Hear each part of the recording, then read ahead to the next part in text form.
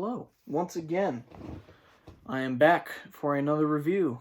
This time it's going to be a little bit different. I'm going to be reviewing a book. It is not totally unmusic related though, because we're going to be talking about Rob Halford, lead singer of Judas Priest's brand new memoir, Confess. It came out last Wednesday, I think, at the time of me recording this. And I think it's about, 360 something pages. It's kind of a long book. But I had absolutely nothing to do in the past week, and I just knocked it out as fast as I could. And I decided that it would be a good thing to review. So, in case you're thinking of buying it, so I just have some notes here, so I'm just gonna go over them. Well, I'll start off right off the bat. This is a great book, excellent book, 10 out of 10. I bought it, and I'm glad I did.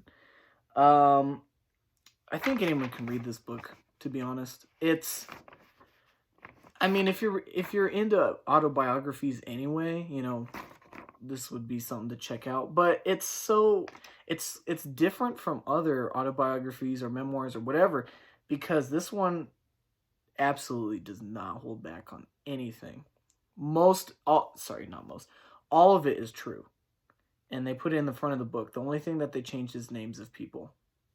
That's it. And in fact, I think I saw an interview. Yes, I read an interview where Rob was talking to Buzz Osborne from the Melvins, and he said he had to leave some stuff out because it would just be like weird, like it wouldn't fit the narrative quite right.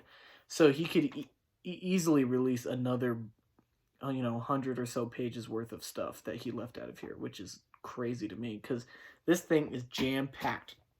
It starts off when he's a kid and goes literally all the way until 2020. Like it's so up to date. It's crazy. Anyway, I'm just kind of read off of this. So I think Halford is from the Black Country in England. His low keyness of tackling certain issues, his realistic sense of humor, his age self-awareness, and determination to not only be a metal god, but most importantly himself, I consider to be pretty inspiring. I know that sounds like I wrote it down, and it's because I did.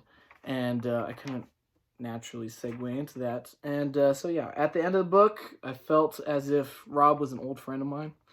The struggles of substance abuse, and particularly being a closeted gay man, really show that he's a warrior, like the protagonist he writes in his own songs.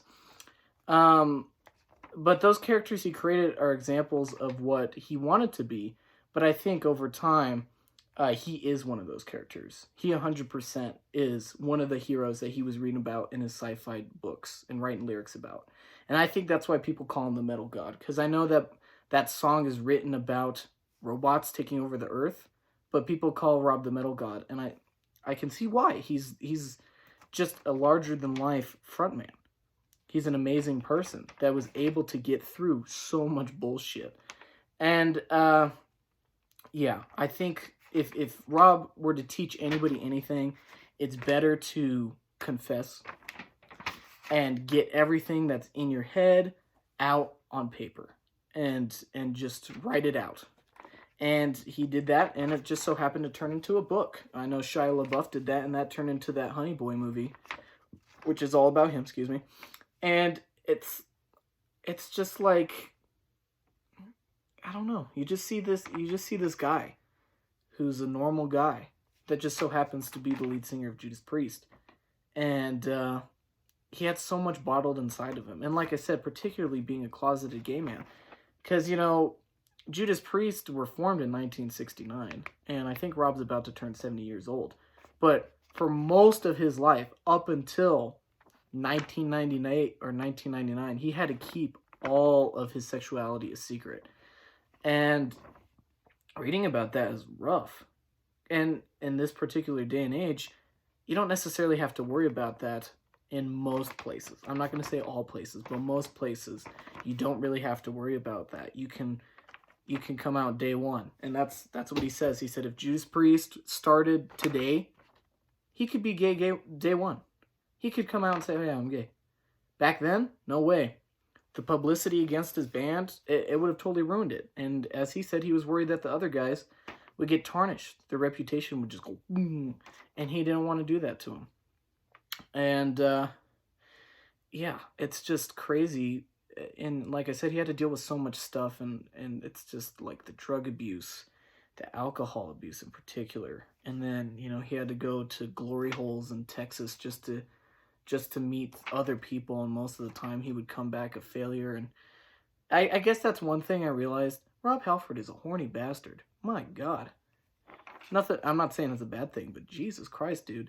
Maybe it's because he, you know, couldn't really get that out of his system, like as a young adult or whatever. He had to do it over time and just like wait for somebody to be gay. That was the other thing. He fell in love with straight guys all the time, and it's just like, dude, how are you getting through this? And then the worst part of the whole book, I think, is he fell in love with this guy and he shot himself. And it's just like, how do you even get through that? And just watching, like I said, his kind of low-keyness, you know, he kind of looks back and it's not intense, you know. He just kind of looks back at it and explains how he feels and all this stuff. And it's just like, I don't even know how he's able to push through that stuff. And then, you know, you got a good laugh here and there, especially when he has all the gay references in Judas Priest songs like Jawbreaker and Raw Deal and stuff like that. And he goes into, you know, the typical Judas Priest stuff people want to hear about, which is making of the albums and, you know, the lawsuit and Painkiller stuff and him leaving the band. He, you know, he does all of it. He does all of it. So anyway, yeah, I would say that I would read this book if you're a fan of Halford or Judas Priest, as I would assume most buyers of this book are, and nonfiction readers, you know, music people, and if they're just interested in a memoir or whatever, this one is great. And I would even argue that the LGBT community should read this as well. If you're, and it, you know what, it doesn't even really matter. If you want some insight on sexuality, on gayness, which I apparently needed, that's the book for you. So, yeah, it's a great book. Definitely very inspiring, I think. And it makes me a fan of Judas Priest and Rob Halford in particular a lot more, because I kind of understand where he's coming from and whatnot. And so yeah, check out this book, man. It's really cool. It's really great, especially if you're a Judas Priest fan. Tell me what you think of the book. Tell me if you bought it. I try to make this review short, but I really wanted to talk about this book, I guess. So anyway, tell me what you think. Yeah, I hope you enjoyed this video. Thank you so much for watching. Stay heavy, and I hope you have a great day.